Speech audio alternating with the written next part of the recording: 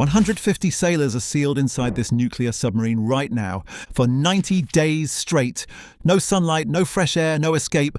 But here's what nobody tells you. The crushing depth isn't what breaks people. It's something far more dangerous that the Navy spent decades learning to control. And if they get it wrong, the entire crew could be lost before rescue ever arrives. Chapter 1. The Sealed Tomb. At 2,000 feet below the surface, you're in a world where physics wants you dead. The pressure outside the hull is 60 times what you feel on land, enough to crush a car into a cube the size of a basketball. Traditional escape? Forget it. Those emergency escape suits you see in movies, they only work above 600 feet. Below that depth, the pressure differential would kill you before you reach the surface. So if something goes wrong down here, you're not escaping. You're surviving in place, waiting for rescue that might take days to arrive. The Navy has specialized rescue vehicles built to operate at extreme depths, but they're not always nearby, and they're not always fast enough. This is why submariners focus on one thing above all else, keeping the boat alive until help arrives, but the boat isn't the biggest threat. Chapter 2. The Invisible Enemy. Your body is trying to kill you right now. Every breath you take removes oxygen from the air and replaces it with carbon dioxide. In a sealed tube 2,000 feet underwater, that's a death sentence waiting to happen. Here's how the Navy solved it. Modern submarines use electrolytic oxygen generators. These machines split seawater molecules apart using electricity, extracting pure oxygen and pumping it into the air system. As long as the submarine has power, it has oxygen. The system can run for months without surfacing. But oxygen is only half the problem. Carbon dioxide builds up fast in confined spaces. Too much CO2 and you get headaches, confusion, then unconsciousness. The crew uses chemical scrubbers that pull CO2 out of the air before it reaches dangerous levels. These systems run 24/7. If they fail, the crew has hours before the air becomes unbreathable. And that's just the air. Fresh water comes from reverse osmosis systems that turn seawater into drinking water. The submarine produces thousands of gallons per day for drinking, cooking, and the one luxury submariners get: showers. Sort of. You get about 2 minutes of water, Navy showers they call them. Turn it on, get wet, turn it off. Soap up, turn it back on. Rinse, done. Every drop of water is recycled, every breath of air is manufactured. You're living in a closed-loop life support system where nothing is wasted. But even with perfect air and water, there's something else that breaks people. Chapter 3. Silent Running. This is the moment every submariner dreads. Silent running. When a submarine needs to be completely undetectable, everything stops. Hot meals, gone. The galley shuts down because cooking makes noise. Showers? Forget it. Even flushing the toilet is prohibited because the sound could give away your position. The crew moves in near total silence. Hand signals only. No talking, no unnecessary movement. The air gets thick and stale because they reduce ventilation to minimum levels.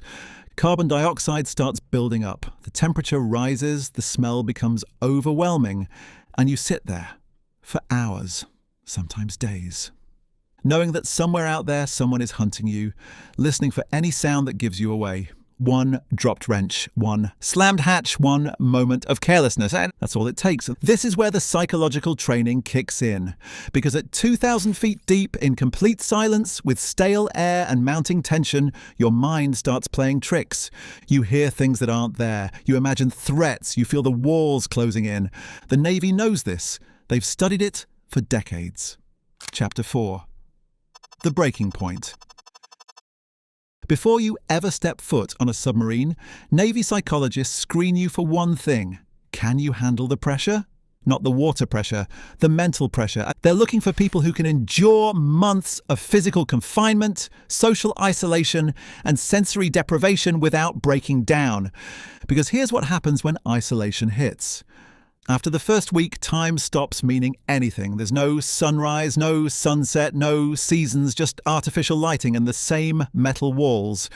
After the second week, you start forgetting what fresh air smells like, what the sun feels like on your skin, what it's like to see the horizon. By week 3, some sailors report feeling like they're living in a dream. Reality becomes fuzzy. The outside world feels like a memory from another life, and you're only 1/3 of the way through the deployment. This is where the Navy system kicks in. Rigid routines, constant training. Emergency drills that keep your mind occupied and your body moving. Every sailor has a schedule. Work shifts, cleaning duties, training sessions, meal times, sleep periods. The routine is the same every single day because predictability creates psychological stability. You always know what's coming next. You always have a purpose. You always have a role. But there's one thing the Navy can't control. Chapter 5. The Silence from Home. Communication with the outside world is severely restricted. When you're deep underwater, radio signals don't penetrate.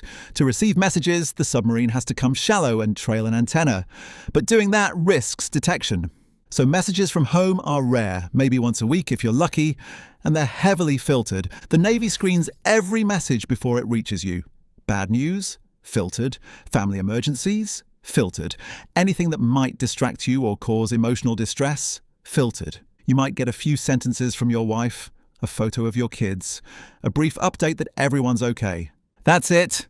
You miss birthdays, anniversaries, your kids' first steps, your parents' surgery. Life keeps happening without you, and you're powerless to be part of it. This is the isolation that breaks people. Not the cramped quarters or the stale air. It's the emotional disconnection from everything you love. And there's no escape, no phone call, no video chat, no way to reach out when you need it most. So how do submariners cope? Chapter 6. The Brotherhood. Humor becomes a weapon. Dark humor, sarcastic humor, absurd humor. The kind of jokes that only make sense when you're living in a metal tube at the bottom of the ocean. The crew becomes your family. These people see you at your worst. They smell you at your worst. They know your fears, your weaknesses, your breaking points, and they've got your back anyway. Every submariner is cross-trained in multiple roles. If someone goes down, someone else can step in. This redundancy isn't just operational, it's psychological. You're never alone. You're never the only one who can do the job. You're part of a system that's bigger than yourself. The drills never stop. Fire drills, flood drills, casualty drills, over and over until the responses become automatic. Because when something goes wrong at 2,000 feet deep, you don't have time to think. You have to act. And the drills do something else. They give you control. In an environment where you can't control the depth, the pressure, the isolation, or the mission, the drills give you something you can control. Your response. That sense of control is everything.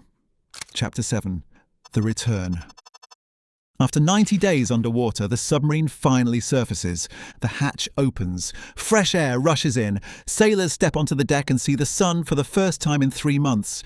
Some of them cry. Some of them just stand there overwhelmed. The sky looks impossibly big. The horizon looks impossibly far away. Colours seem brighter. Sounds seem louder. Your brain has to readjust to the world, to space, to freedom, to the idea that you can walk more than 50 feet in any direction. Some submariners report feeling agoraphobic after long deployments. Open spaces feel threatening. They miss the routine, the structure, the closeness of the crew. Because here's the truth about submarine service. It changes you.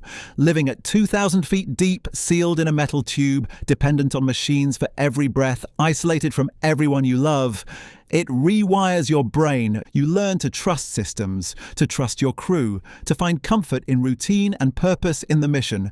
And when the Navy asks you to do it again, most submariners say yes, not because it's easy, but because they've proven to themselves they can survive what most people can't even imagine. 2,000 feet deep, 90 days sealed, 0 escape options. That's not just survival, that's mastery over the most hostile environment on Earth.